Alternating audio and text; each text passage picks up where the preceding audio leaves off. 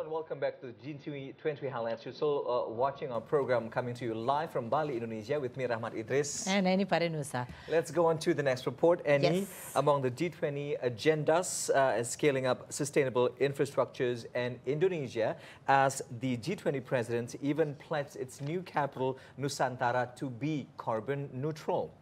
Unlike conventional construction, building sustainable networks of roads, bridges, buildings and power grids requires a change in mindset and framework, as well as supportive tools such as financing facilities.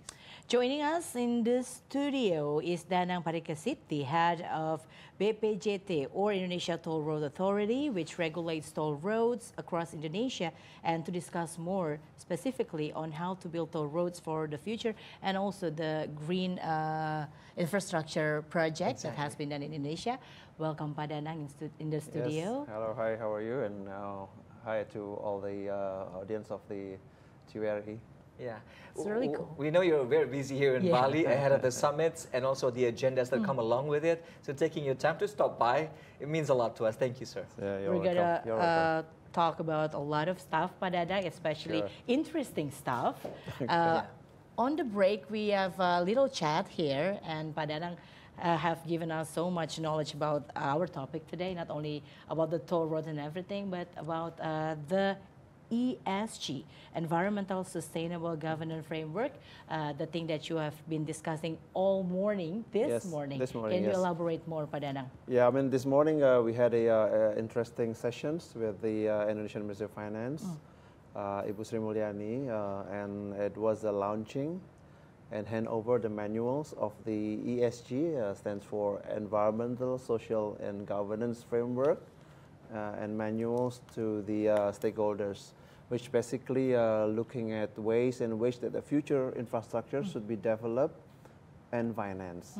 And I think the Minister of Finance has highlighted very clearly that Indonesia, especially, is adopting those frameworks. We have done that in pieces, bits of pieces, but today, this morning, it will be a launch of comprehensive structured frameworks on how we will do things, how we will make sure that people during the infrastructure construction is not displaced improperly. They have to be consulted on during the land acquisition, for example, and all the materials used in the construction industry should be as green as possible, and also make sure that what we develop do emit as low pollutions as well as the lowest carbon as possible. So I think this is the future directions, not only Indonesia, but I think Indonesia is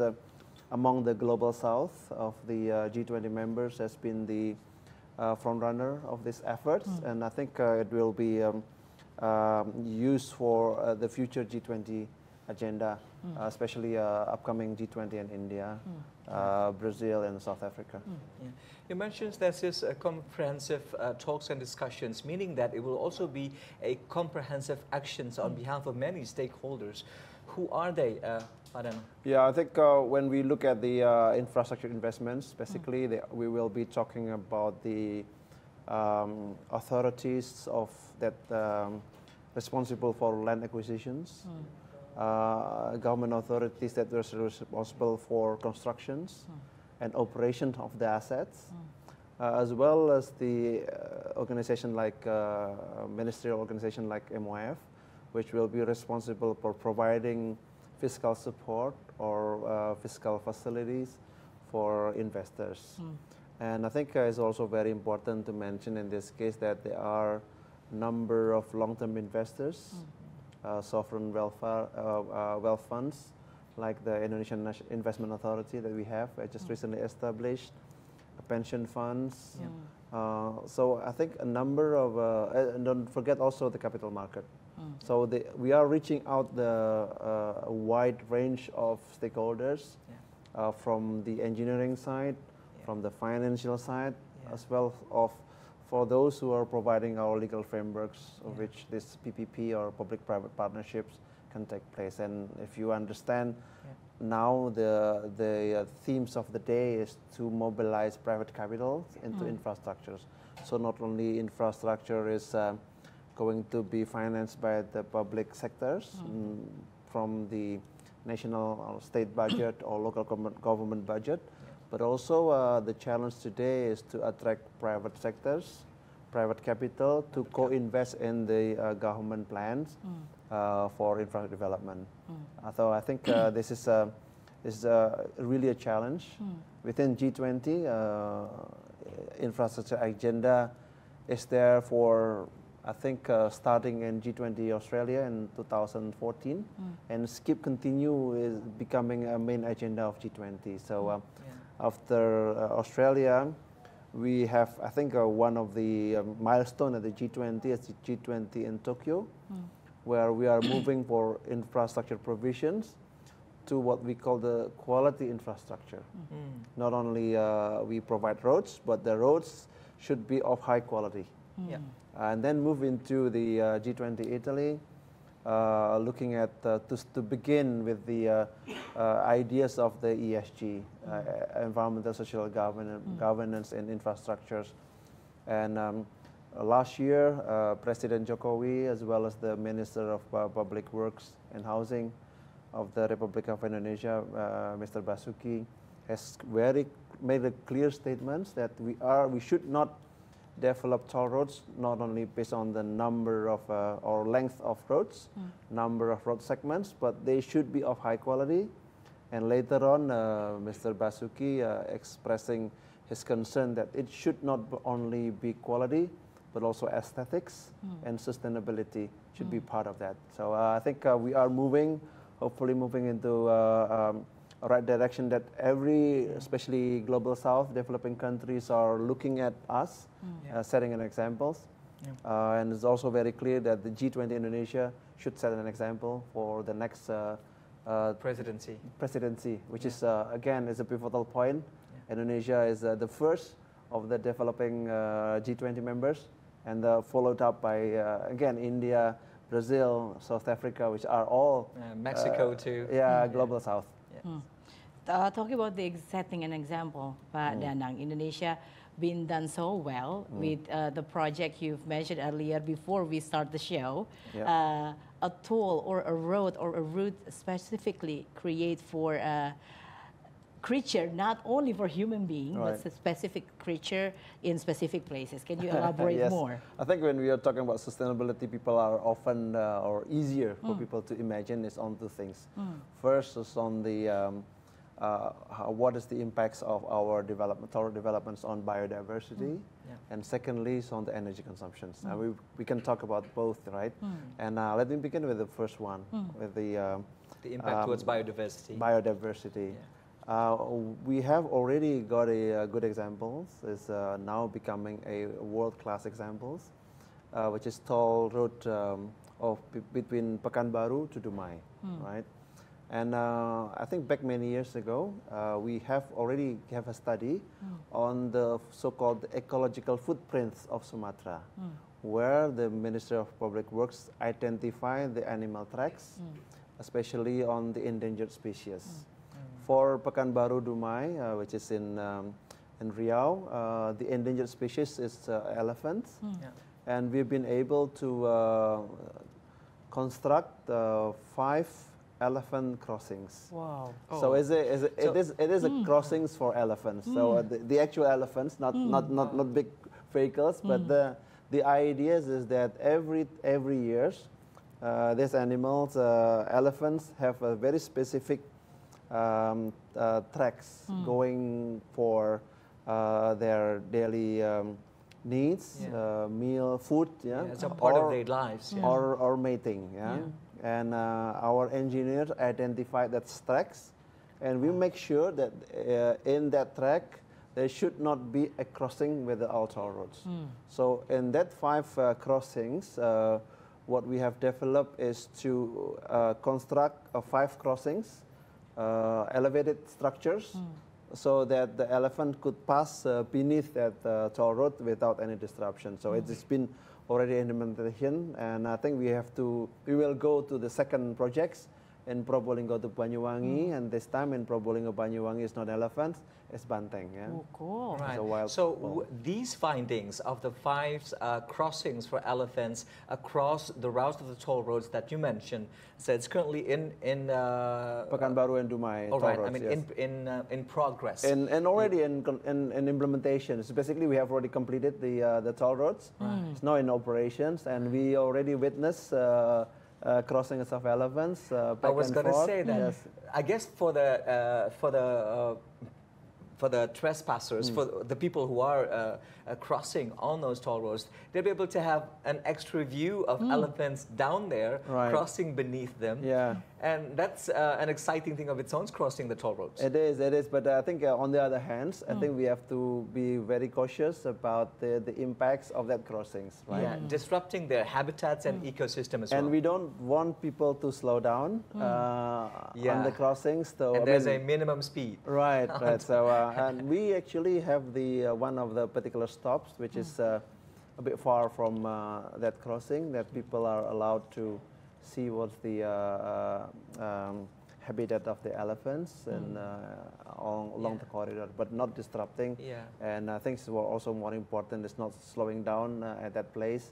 It is creating accident hazard as well as disruption to the elephants. I think it happened at the beginning of the Mandala Toll Road here in Bali when it was first built. It was so majestic, it was so beautiful on top of such serene water of Balinese oceans, and some cars would just slow down to inhale the view and the fresh breath of air, including me, myself at some point of times, and I was honked by other cars to speed up. So, so we should just put up signs that do not slow down to enjoy the view, and in this case, do not slow down to watch the elephants cross, or do not slow down for the bulls to pass. Yes, this is a challenge, I think, for us.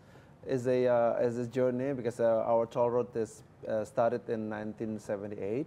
The first toll road, Jagorawi, connecting Jakarta to Bogor, and since then we learn to make sure that what we develop, what we construct, is really in harmony with the ecology and ecosystems, and to make sure that we are having lowest disruptions possible to the environment. Right. So the infrastructure development could going on, but we still have our environment protected. Exactly. So reaching many goals at the same time, simultaneously. So from all of these things that you've elaborated on, Mr. Danang, I guess one key word that we can take away is sustainability.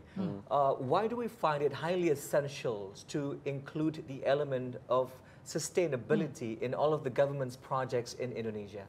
I think it has the two aspects. One is the international conversations about sustainability. I think the term sustainability was launched during the Brazil meeting, environment meeting at that time, and since then it evolves, right? So. And now with the climate actions going on, and I think the international community is prepared to take actions into the combating the impacts of the climate change. I think it gave us a push that domestically we have to do something on that. But nationally in Indonesia, there are growing concerns and growing awareness of the impacts of the environmental disruptions and climate change. There are already various studies that shows, not only internationally but also domestically, that I think we have to do some things in order to sustain our future growth and future developments. And one of the key, I think it was also discussed this morning, is that while we are preserving our environment, pushing more governance into more inclusive developments, we should not be compromised with that principles in order to achieve sustainable growth. So many of financial analysts always complains about the if we are doing it according to the sustainability frameworks, Would it mean that the cost of providing infrastructure will be more? Will it be costly, more costly? Or some other people say that would it take longer time to actually plan? Because again, as I gave you an example earlier, if we should consider all the behavior of the endangered species, it means that we have to do more studies and more analysis. And I think it'll be costlier too. Exactly. So the challenge today is actually, as put very nicely this morning by Minister of Finance, is that the challenge for us is to make sure that the progress of development continue according to the target and plan, while at the same time maintaining the cost of investment efficient and the duration of constructions according to the target. So, and I think this is again Indonesia alone, I think cannot fulfill that. I think international communities should work hand by hand in order to achieve that. And I think back a month ago, and we had a meeting in DC. We had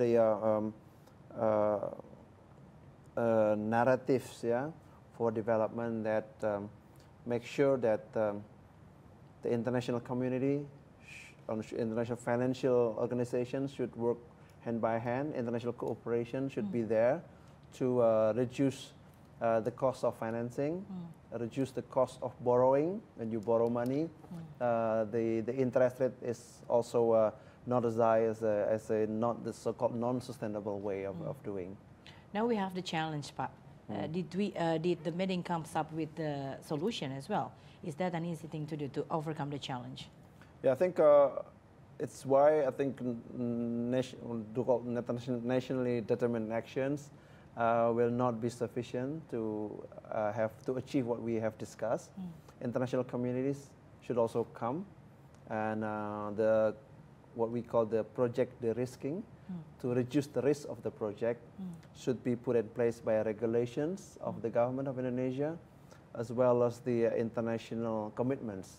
Like what we expect from G20 this year is to make sure that all countries or member states are coming together, making commitments to the sustainability, make sure that ESG is going to be the international framework, not only Indonesia, because if Indonesia are only doing that, other countries not doing that, all the financing would probably come to other countries that is not implementing the ESG. So I think it has to be on a collective effort. Only with that, only with the international commitments and nationally determined actions, I think we will be able to achieve that objective. Right. So it's working together. Yeah, it's collective efforts. Collective effort, yes. It is. It should be. It should be. Mr. Danang, just a while ago, we had a conversations about blended finance and how we have all these different capitals, diverse sorts of capitals coming together. And one of the main interests was on sustainability, and we touched upon the so-called green finance, including the global bonds or green bonds, if we may say. What's the challenge now to attract all of these investors to invest in green finance? Because the return is not something that you see at a short period of time. It's a change that you'll only be seeing 10, 20, even 30 years after you invest. So how do we attract these investors and to provide capital support to finance sustainability projects? Yeah, well, infrastructure by nature is already a long-term investment. So, so I think sustainable financing or green finance is actually fit pretty much with the nature of investments. Our concessions for toll road in Indonesia is 50 years maximum. And there is a plan to even elongate that concession period. So the sustainable investments, which is a long-term investments, and toll road, which is long-term projects, fits pretty well. Now, second challenge is how to make sure that this long-term investments and long-term project is providing a feasible solutions in terms of commercial analysis. So it's not when we have the project returns of 7%, 8%, private sector will not come. Yeah. Right? They are, in Indonesia today, they are probably looking at internal rate of return of 12%, 13%. So where the differential is coming from? So it's why the ideas of the blended finance is coming into play. Yeah. So the blended finance, which combines commercial loans with the philanthropic actions, will basically drag down the return expectations, let's say from 12% to 8% to 7%, which makes those long-term projects make sense, right? Yeah. Another alternative is like what we have in Sumatra toll roads. Sumatra toll road is predominantly financed by the government of Indonesia, right? So the government is putting the money and providing the equity to Hutama Karya, which is the operator for toll road Sumatra. Yeah. And one, it is completed in operations, like in Pekanbaru Dumai or from Bakahuni to Kayu Agung in South Sumatra. One is operated, and then it recycles the money. The money, the toll road that is already in operation is offered by private sectors. So they can take over that roads, and the money collected from by Hutama Karya from the recycled asset is then used for building another segments of toll road. So by that, we can create a flow of capitals so that the target for toll Sumatra from Bakahuni to Banda Aceh can be achieved as soon as possible. So it is what we call the creative financing or innovative financing, but if it is combined with the blended finance, it's even giving a big push to this. And making it even more realistic. Exactly. Is that included within the Sukuk retail offers from the government, sir? Because it's been said that it's about green projects. Yeah, I think there are two sources of finance at the moment. One is the provided by the government, like green Sukuk or green bonds. That will be used by government to finance some of the initial capital for, let's say, Hutama Karya government equity participations. But then also, I think the more expectation is coming from the issuance of a green Sukuk or green bonds from the corporations. So you can have a green bond, green Sukuk from the government, and then a green bond and green Sukuk from the corporations. Like Hutama Karya, you just issue global bonds to international market, but why not creating not only global bonds, corporate bonds, but also green corporate bonds in the future. So I think this is we all in the beginning of the journey, if you like, sustainability journey. We begin to understand the appetite of the financial institutional investors, and we learn so much actually from this 1 year journey with the G20 presidency that we are moving in the right direction. Since we learned so much, Pak Danang, in the late G20 meeting, which country that we took an example, Indonesia took an example in implementing green infrastructure project? Let me give you an example. A couple of weeks ago, we had a conversation with the Norwegian sovereign wealth funds.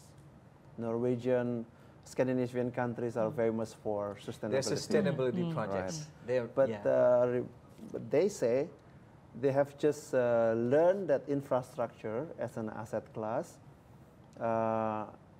is an asset that can be also invested by their money.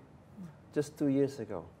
So it is a beginning of a new journey for not only for Indonesia, for the global south, but all over the world as well. So on the sustainable infrastructure investment in finance, there's no specific countries that can be used for their role models.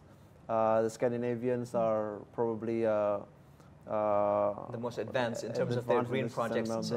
But recently we have a big interest from the Canadian pension funds, for example. Canadian pension funds to invest in green projects in Indonesia. Wow. They have already invested in Tol Cipali, and they are together with INA, is investing in Trans Java, several part of Trans Java toll roads and Trans Sumatra. So with their investment coming in, it comes also with their sustainability principles and frameworks. So I think we begin to keep up with the international markets for sustainability and make sure that all the investment and financing coming to Indonesia have some sustainability frameworks inside it. Right. I'd like to go back a little bit to what you said at the beginning of our conversations as one of the results that's been the outcome of the Sustainable Infrastructure Investments Finance here in Bali the past couple of days. Mr. Danang, was that the fact that we are building sustainable toll roads, meaning that they have to accommodate all of these needs and necessities to fulfill the criteria of being green, the materials used, the land acquisition process, and also the low carbon building mechanism. So can you elaborate more on that? What precisely is the plan within these frameworks? Yeah, I think we have to divide into several topics. First, I think to begin with is land acquisitions. Okay. That has all been, you know, yeah, it's a big hurdle, a big barriers for us, like 10 years ago. It's a bit tricky. But today, we have already developed. The Indonesian government has already developed a good framework for appraisal. And on average, nationally, land that is acquired. By the Indonesian government for toll road is the price is 30% above the market. 30% above of the market price. Market price. So these frameworks will become the guidelines of all toll road projects in the future. I mean, you have rarely seen. I mean, here and there, of course, you have the dynamics of land acquisition is always there, but generally, you don't see a big public outcries, demonstrations on the land acquisitions, right? It was the case 10 years ago. Yeah, but today, since we have a good framework for acquiring the lands with a relatively higher price than the market, we are able to make sure that everybody benefits, and we don't. The president always says it's not the loss compensation, it's a always benefit compensations, right, for the land acquisitions. So the compensations of 30% above market price, is that only for toll road projects or other projects that acquire people's lands? Well, if the land is acquired using the government regulation, especially for infrastructures mandated by our law, is that an average? But I can talk more precisely on toll roads. Okay. But the toll road itself already consists of a large percentage of land acquisitions made by the Indonesian government in the last 8 years during President Jokowi. Since we're running out of time here. Right. And still we still have 5 minutes before we go into a break of our dialogues.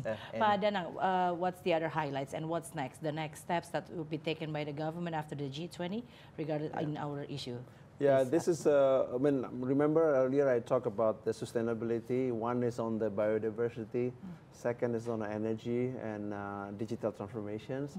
The next big thing for us is to move into the so-called modern toll roads, which consumes less energy and also providing better user experience through digital transformations.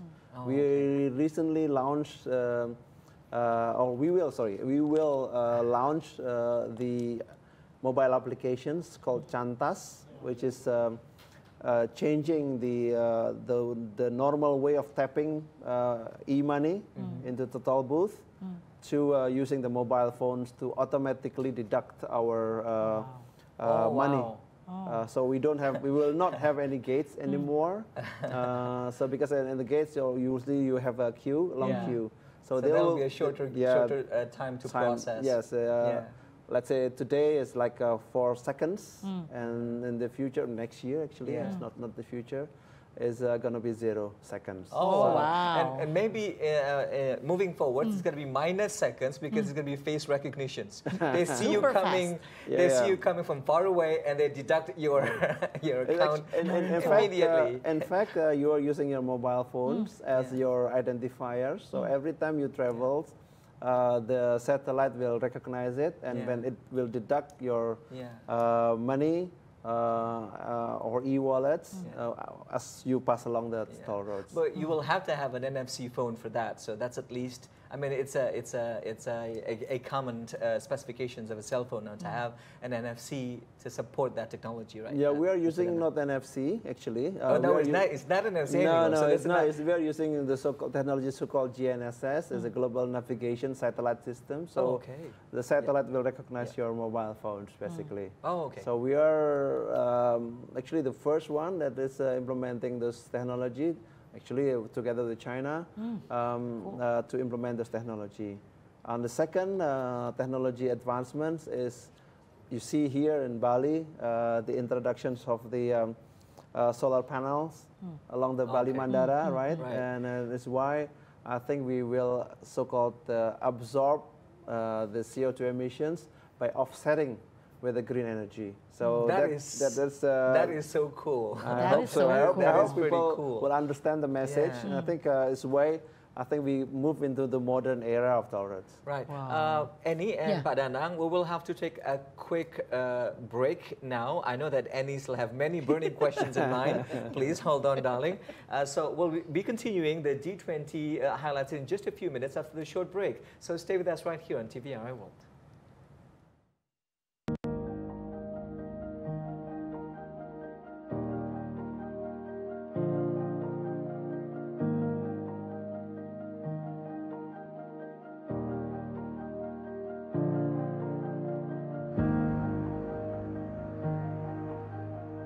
In addition to having a variety of cultural charms and exotic nature, Bali also has a number of extraordinary works of visual art, painting and also sculpture, to name a few.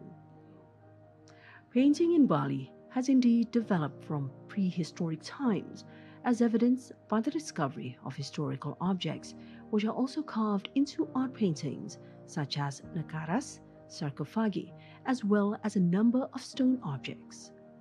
Being able to witness the ability of the ancestors in producing artistic works of art. Its development is quite rapid, especially when Bali is popular as a tourist destination. Nowadays, we find many paintings that are sold in various places, especially in art markets such as Sukawati, Guwang, Kumbasari, souvenir markets like Krishna, Hawaii Bali, and many other locations. Bali has a large number of tourist attractions.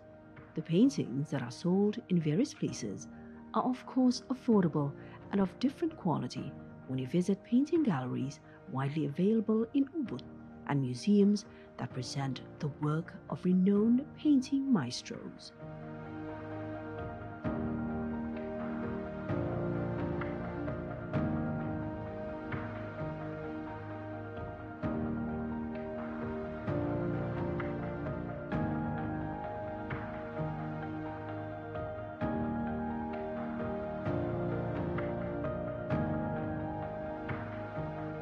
At first in Bali, there were no paintings for sale. There are only paintings as sacred art, as paintings are solely used as decorations in performance venues, in palaces of nobles, and as banners, kober, or as langse and ider-ider.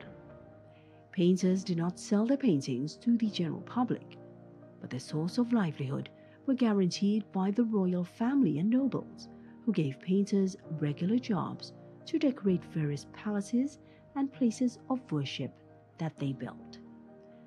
There is even one village, like Kamasan village in south of Samarapura city of Klungkung, where almost all of its villagers have worked as painters since the royal times until this day. This is because there were painters who worked for the king of Klungkung, so they were placed together in the village of Kamasan and Klungkung.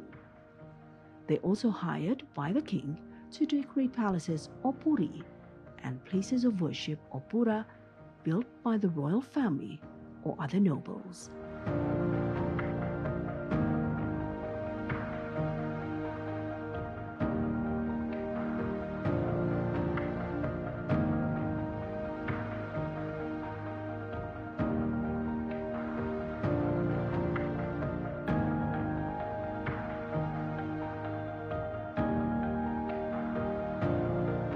The island of Bali presents a variety of beauties, so that many tourists visit the island of the gods.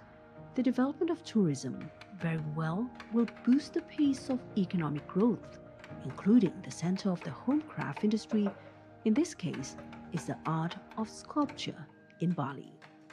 The results of this homemade art are widely cultivated on the island of Bali, especially the Gianyar Regency area, not only being a commodity for Balinese people, even foreigners or tourists who come for holidays will be quite interested to know up close the procedures for making the statue, including various works of art.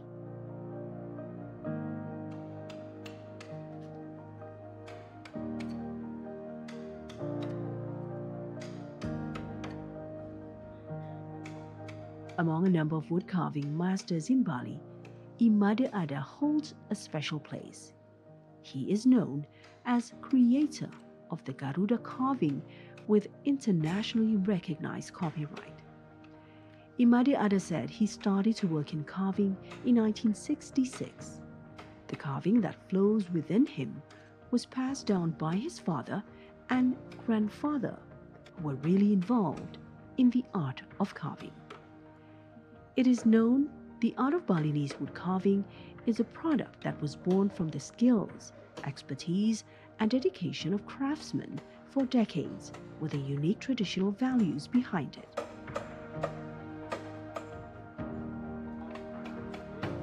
There is no doubt about the art of carving sculptures in Bali, presenting the creation of very beautiful, high-quality handicrafts.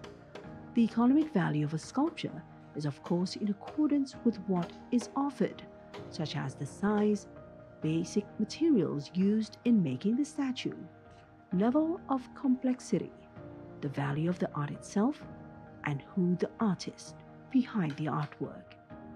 There are some factors that makes the price vary. You can find many traditional handicrafts in a number of art markets and souvenir shops across Bali.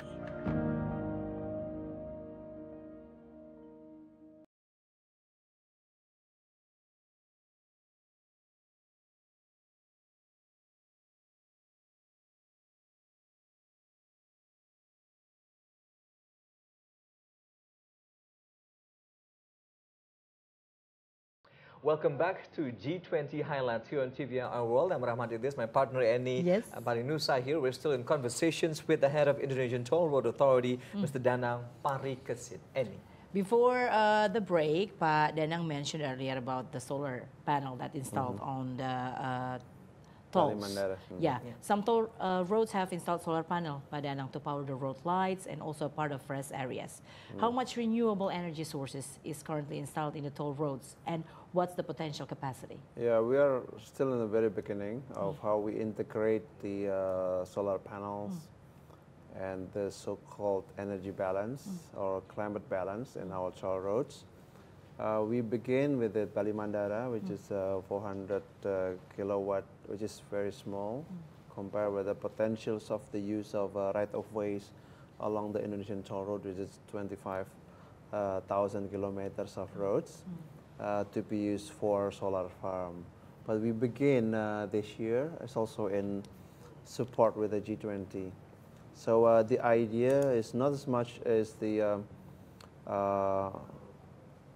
so-called absorbing the CO2 emissions, which is questions from many people. When you talk about the toll roads, what it has to do with the emissions? Roads always emit pollutions and emissions, all the right? passing cars, thousands of them every single day. So how can you say about the green toll roads? So I think our approach is that once we use the our toll corridor for solar farm, we can call it the carbon offset. The emissions is emitted by cars passing along the toll road is offsetted by the use of renewable energies.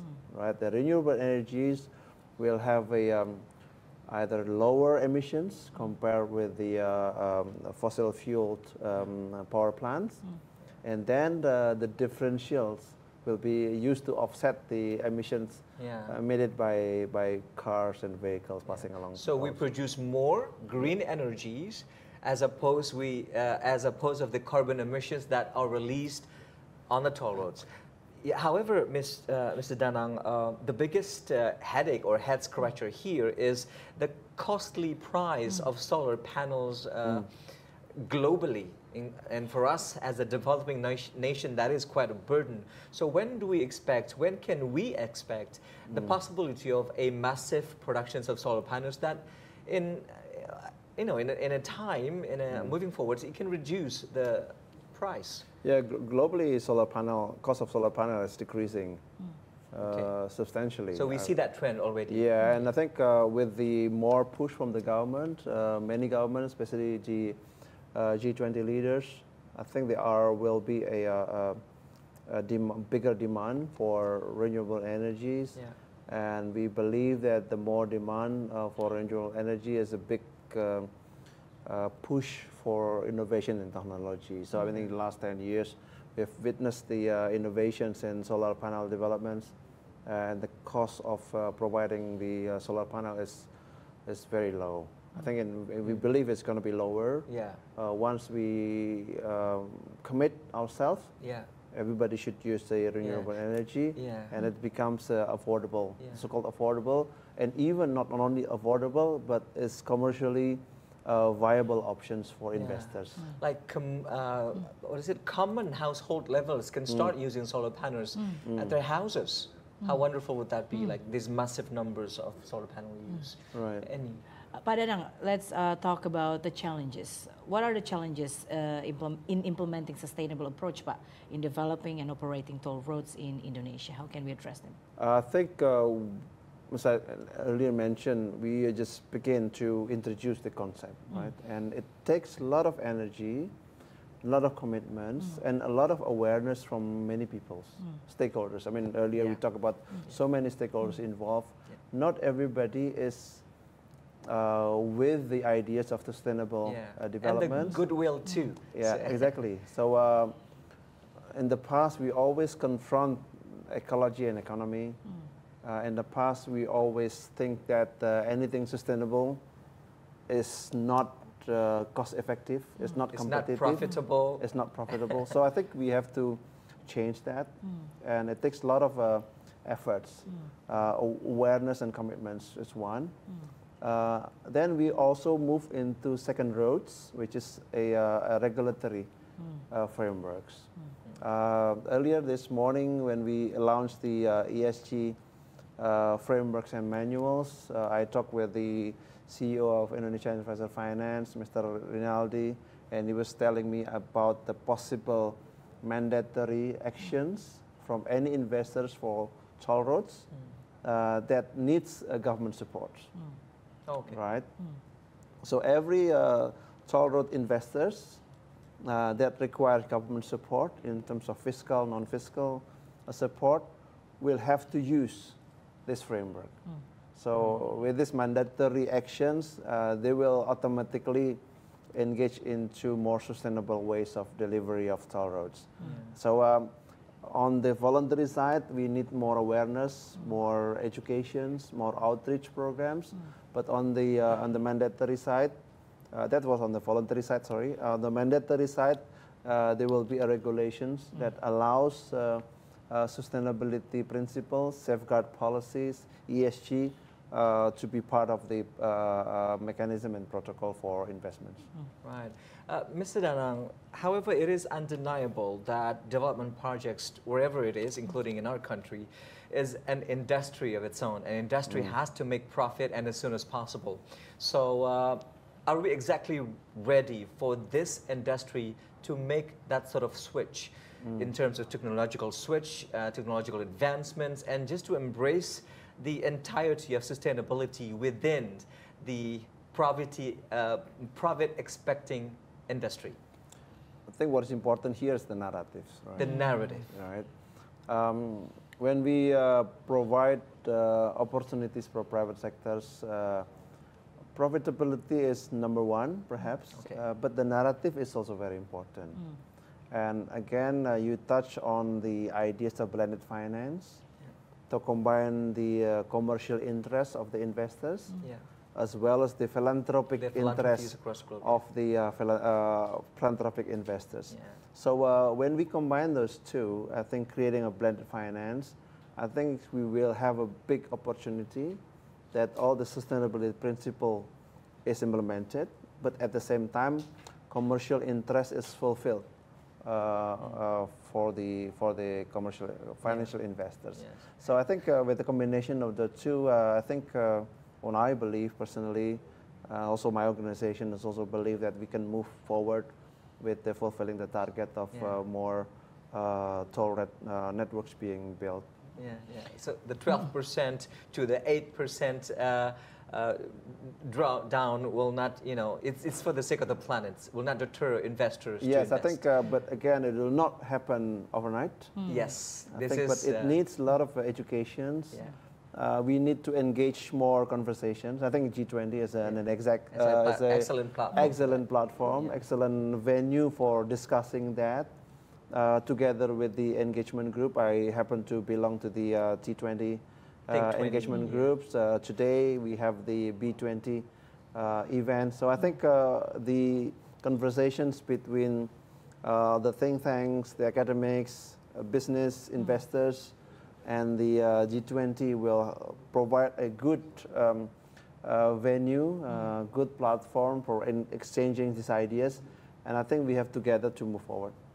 But then I would like to go back to our discussion earlier about the environmental, social, sustainable governance framework. You have mentioned earlier that one of the indicators is material that used in the construction of toll should be as green as possible. Can you elaborate more? We have actually started using the recycled materials. That's the easiest way to explain that we are not wasting our resources. When we do what they call SFA, scrapping filling of the toll roads, usually when you it is scrape time, you scrape and then we fill again, or we do the overlays. We are using the recycled materials. So we don't import new materials, but use the existing materials to recycle. That's one example. But these recycled materials comes with a dependable quality, Mr. Dana. Yeah, I think, again, I mean, I talk about the earlier quality infrastructures, right? I mean, the number one principles of infrastructure is actually quality infrastructure. We cannot compromise the quality. The quality. Because of the principles of using the recycle. So it has to be high quality infrastructure that people provide. Secondly is the new innovation in technology and construction materials. Today, construction materials are requiring less raw materials. It is done in more speedier way. We have produced catalysts for making sure that, let's say, concrete asphalt can be laid out quicker, can be used in shorter days than before.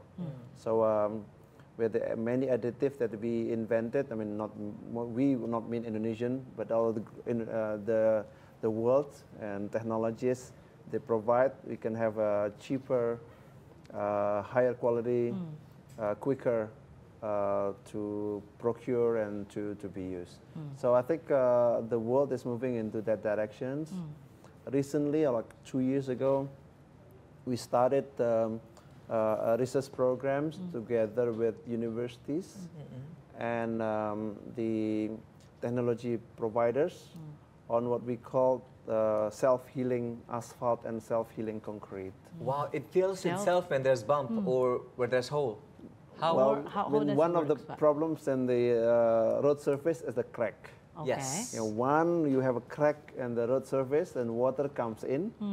And when water comes in, it exacerbates the crack. And it deteriorates the base and sub-base of the roads. And then what happened when the vehicle passes along, it creates like a pumping effect, and what we call the failures of the structures. So the self-healing materials is when you have an asphalt that is cracked, in itself, it heals itself. Oh, wow. Like if you have a wound, right, it heals itself, right? It's Oh, like wow. it's like a lizard's tail. Well, it is. How does it do that, sir? It employs the so-called nanomaterials. Oh, wow. Nanomaterials, Yeah, nanotechnology. Exactly. Nanotechnology. Yeah, that's Iron Man. Please So once elaborate. one is cracked, Yeah. then the nanomaterials or nanoparticles within the asphalt breaks down, and then it like fills the crack. Oh. So it prevents the water coming in and destroy the structure. That So is these cool. nanites, they're, if That I may is so call it cool. that. No, you're talking about the science fictions in the movies. But Nanomaterials, or But it's sometimes actually they call it happened. Yeah. The nanites self-healing in, asphalt. It in is, the it is superhero already, movie. Exactly, it's already in commercial use in Europe and North America, but the cost of having that materials to be imported in Indonesia is still very expensive. It's why we are working together with the universities in Indonesia to produce this. to produce that, to develop our own technology that's suited with the climate of Indonesia. So it can be used. And we hope that it can be commercially deployed to the market in a couple of years, but we are still on the lab scale. We need to further test it into the field operation, field construction. More research are needed to ensure it is the best quality that's going to be used. But it's interesting when you say that these nanomaterials, if I may call it nanites, when there's cracks and they breaks down and they refill the cracks, so they don't get dispersed and fly around and cause even greater cracks. So. Well, it is. Well, I think you should not having too much expectations on that firstly, because we have to manage our expectation on what technology today can do, right? This nanomaterials can only, at this moment, can only repair itself when it is a very like minor cracks. What we call the micro cracks. Oh, micro cracks. Micro, not only even mini cracks, but the micro cracks. I don't know what is going to happen in the future, but at this moment, this micro cracks can be recovered by itself using these nanomaterials. But it's an ongoing technology. We can always be optimistic and hopeful about that. Exactly. And okay, talking about sustainable and green toll roads building projects, Mr. Danang, how many currently ongoing toll road projects are we having here in the country, across the nations, and how many of them have adopted this framework? Well, let me begin that saying that toll road Indonesia started in 1978. Right? 1978. The Tol Jagorawi, right? During Pak Jokowi, at the beginning of Pak Jokowi's administration, we have 780 kilometers. 780 kilometers.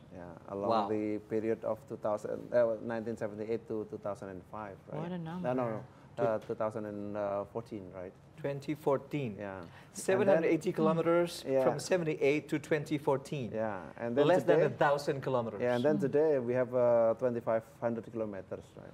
2,500 kilometers. 2,500 that has kilometers. ballooned up almost 3 times. Right. So there is no way that without proper technology, that we can do that. So we are going into technology era in the construction and the design, introducing new materials that is more less waste and doing the recycles.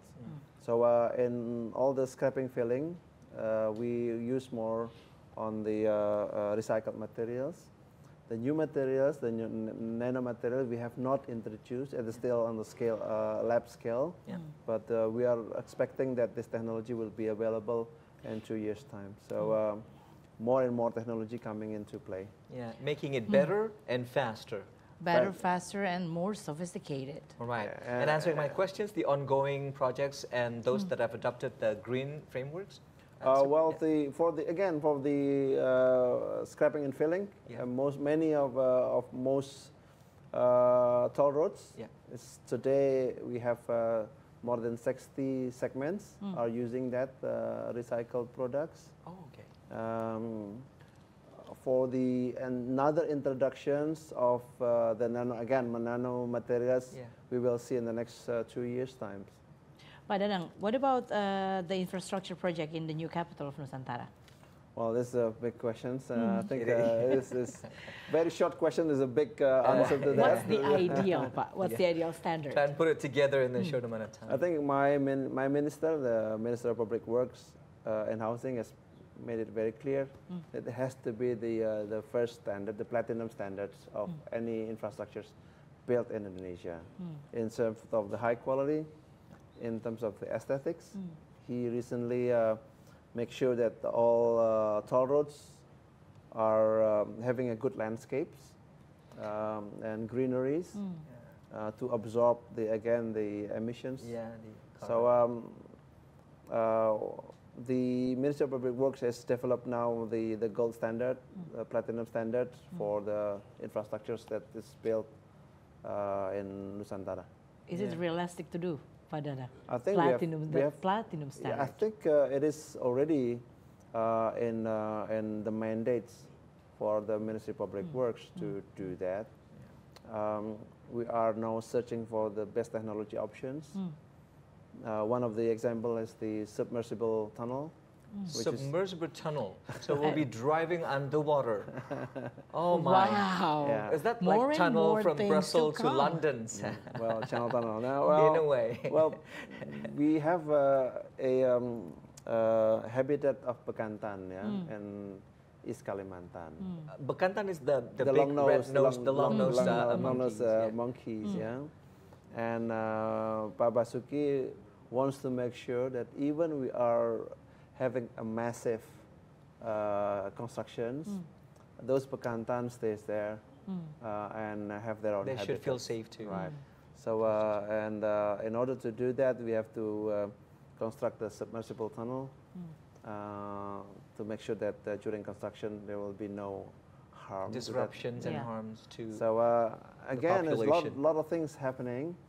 New innovation, new technology coming into play. And we will make sure that those technology are there when we need it. So cool. More and more to come. Right. So you mentioned once that we started the talk of sustainability within the G20 was at the Australia's G20 presidency, and it gained momentum by then. So a little over 10 years, if I'm not mistaken. So can you give us an overall analysis to how far we've come as a group of 20 in terms of reaching sustainability? Yeah, first, let me say that infrastructure is always high on the G20 agenda, right? But the issue of infrastructure says that the more infrastructure we provide, the more high quality infrastructure we provide, the higher demand from the public and the users will be. Yeah. So in the 2014, we are only talking about providing infrastructures to achieve sustainable development goals. At that time, it's Millennium Development Goals, right? Yeah. Today, it's not enough. Yeah. Not only the quantity of the infrastructure should be sufficient, the percentage of the household connections of water, in terms of the percentage, the percent number of households served by electricity networks, number of kilometers per kilometer regions is no longer sufficient. Yeah. So now we move into what kind of infrastructure to provide, what kind of standard that you are using. Yeah. In Saudi Arabia, G20, people are already talking about the standard. And then in Japan, we are talking about not just quantity, but quality infrastructure. So it evolves, but it's always there. In G20 Italy, people start to talk about digitalization of infrastructure. Digitalization of infrastructure. Meaning we can start visiting I don't know, virtual pizza or virtual museums? No. I mean, just give me examples of that. You don't have to fly around. No, I mean, in this G20, Indonesia is very keen of introducing the EV.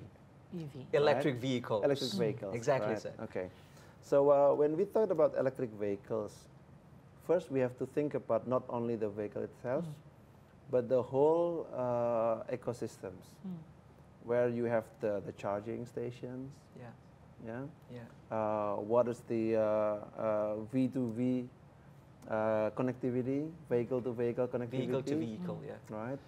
If it is different brands, Yeah. that's one thing. Yeah. But then you have to think also, if I move my vehicles on the toll roads, can we do something about it? Today, the number of accidents happen in toll roads involve trucks and heavy vehicles Yeah. because of differential in speed. Yeah. The trucks are running with 40 kilometers per hour, which is actually below our standard. Yeah. It should be 60 if I'm not mistaken. Exactly. And the private vehicles are running up to 100 kilometers. And those speed differentials often create accidents. Yeah. Can we just think about it for a second? One lane is dedicated to what we call the coordinated travels.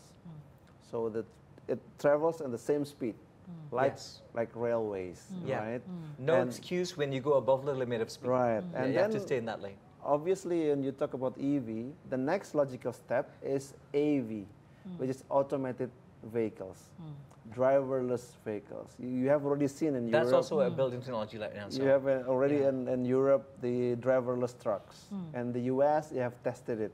So the logical step after EV is always AV, and with the AV you have to come with the so-called instrumented infrastructures. Yeah. The infrastructure should fit. When you use the electric vehicles or autonomous vehicles, road marking, for example, just to give you a simple example, have to be very clear, so that the camera will detect the lanes. You don't go moving lanes, yeah, right? I thought I've seen this in Seoul, if I'm not mistaken. So because they have these huge toll roads with different lanes, Right. and there's always this possibility for all of these cars to go to the other lane and cross like we do. You just go across the other cars, but they don't. They stay in that lane because they choose to drive at certain speed. Exactly. Was that the explanation? That's one of the good examples. Yeah. South Korea is also world leaders on that. Japan, China are the world leaders on the automations. Yeah. And Scandinavia, Yeah. they have also do the same thing. Yeah. So logical change from EV to AV and the AV to instrumented infrastructures create what we call the V2I, vehicle to infrastructure interactions. So there will be a sensors put in our Car. not only car, but In toll roads, yeah. our infrastructures. Okay. So there'd be more sensors to make sure that there are less accidents.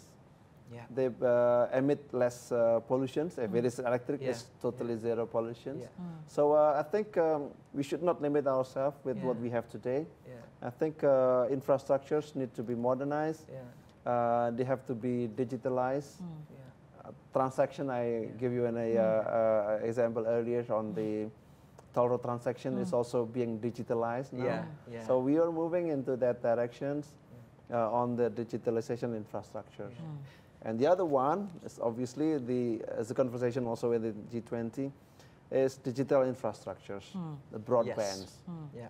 allowing more high capacity bandwidth to allow better communication. So I think we are into that conversation. So as you see, to answer your questions, we are evolving. Within one G20 to another G20, we are moving from just providing a infrastructure. The quantity matters, then quality going to the standard, going to digital, And I think we have to continue in that avenue. Yeah. We're progressing. That's quite a progress. And if we may say it, now we have the speed sensors on the street, but echoing on what you said on the digital transformation, Mr. Danang, maybe someday we can expect sensors or some sort of anticipative measures to prevent violations, driving violations on the road to happen, meaning this is in regard of saving lives. And also, which brings me to my next concerns, because it also requires a certain level of education of our people to be able to obey the rules, to stay in their lanes should they choose to be in certain speed, which is that even, I don't know if it's even realistic in regards to our current culture of driving? The adoption of technology is not a question of providing the best technology. But the adoption of technology deals more on the people, from the social aspects of social aspect of it. So just giving you a sample of our transaction systems. In December, we are launching our mobile applications, as I earlier mentioned. We have installed artificial intelligence camera in 5 road segments, Jakarta and Bali also, and also in Kalimantan. But we think we need 1 year to do an outreach programs, public communication. So we cannot just simply install the technology and assume that everybody will understand that. We think we will need 1 year at least before it is implemented nationwide. So the implementation of this so-called multi-lane free flow projects with cashless and touchless systems will be in December 2023, which is next year. So it takes us 1 year. Again, as you rightly put it in words, that I think education is probably the most critical things. And challenging too. It is. I mean, we have our society is so diverse. Our level of education is so diverse as well. The access to technology is also diverse. Somebody would imagine that people will just buy a new mobile phone, a smartphone, can immediately use that system. So I mean, it's not possible. You know, Annie, the maturity in driving, not emotional driving, because we see a lot of the cases as the trigger of accidents in the country. We'll have to take a quick break again, Mr. Danang. And we do have a short program coming up just before we continue on with, we believe, the final segment of our conversation. So stay with us right here on TVR Our World. We'll be right back.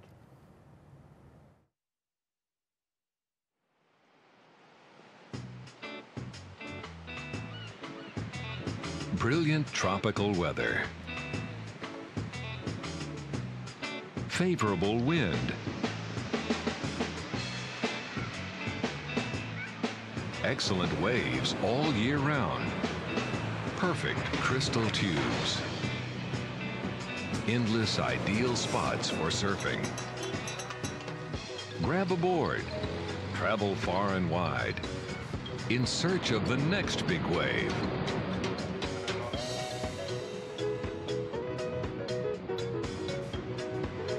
Get ready for fun in the sun. Meet new surf buddies along the way.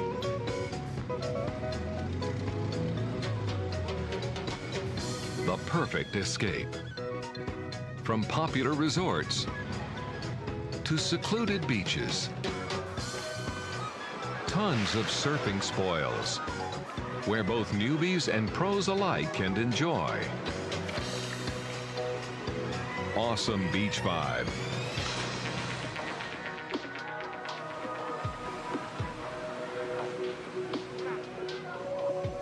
Adventure of a lifetime.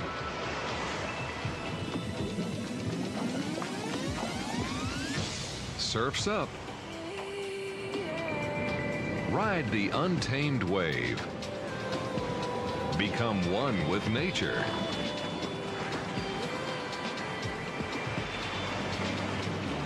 It's all about the sensation. Pure adrenaline rush.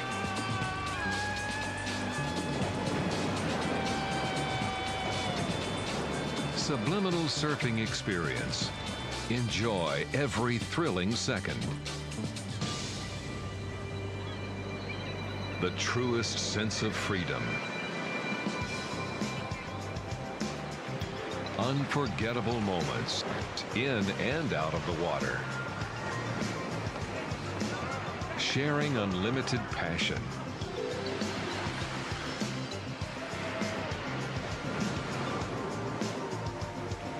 Forging lasting friendships. Good times. Good company.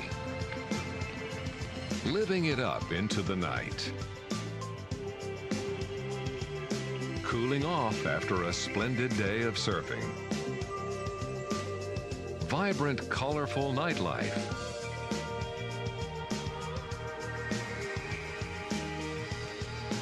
The ultimate surfer's paradise.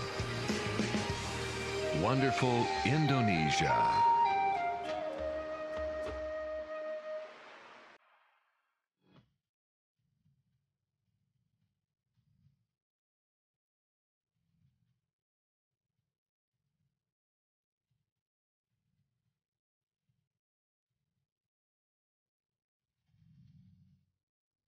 Welcome back to G20 Highlights. Talking with us here on the studio, Pak Danang Parikesit, Indonesia Toll Road Authority, on the takes of sustainable green infrastructure on G20 presidency. Right, Annie, and also Mr. Danang, we've come to the last minutes of our conversation, so we'd like to get your highlights of what are some of the biggest and key takeaways from our conversation, little over an hour that we had this, particularly in giving an illustration, so how far we've come in our country in terms of achieving sustainability in toll roads and other green projects. Yeah, this year we have the G20 Indonesia presidency, and we learned a lot when we have the handover from G20 Italy. The encouragement for sustainability is even more apparent today because of the global dynamics, because of the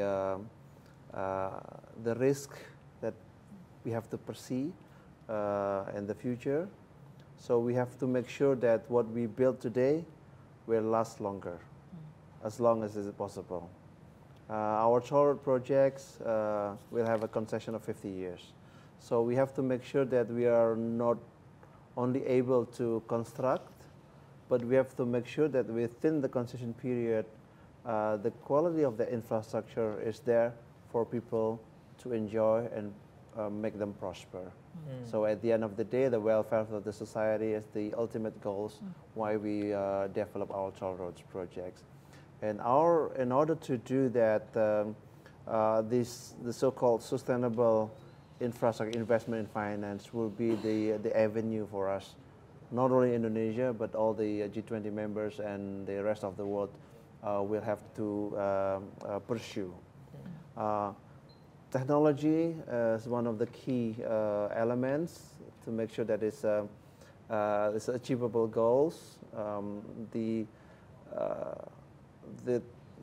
transformations into digital society is going to be the challenge for us. Not only the provision of technology, the availability of technology, but also the social aspects of the adoption of the technology. The adoptions of the environment, social, and governance will be the key to the success of the implementation of sustainable infrastructures. We have to engage as many stakeholders as possible to make sure that we are all on the same vision and the same missions to develop our infrastructures. Infrastructure is a catalyst to community welfare and sustainable finance.